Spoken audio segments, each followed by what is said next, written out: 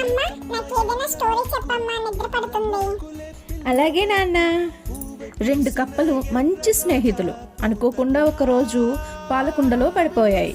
ఎంత ప్రయత్నం చేసినా బయటకు రావడం లేదు. అటుగా వెళ్ళిన 2 కప్పలు వాటిని చూసి, అమ్మో కుండ ఎంత పెద్దదిగా ఉంది, వీళ్ళు బయటికి రావడం చాలా కష్టం, వీళ్ళు అందులోనే చనిపోతారు అని అనుకున్నాయి. ఈ మాటలు విన్న కుండలో ఒక కప్ప గుండాగి చచ్చిపోయింది.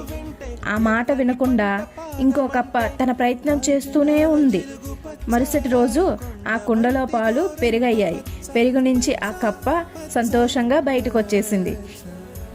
ఈ కథ నుంచి నువ్వేం అర్థం చేసుకుంటావంటే, ఏదైనా ప్రయత్నం చేసేటప్పుడు నలుగురు 4 విధాలు అనుకుంటారు. సో అవేమీ పట్టించుకోకుండా నీ పని నువ్వు చేసుకుంటూ పోవాలి.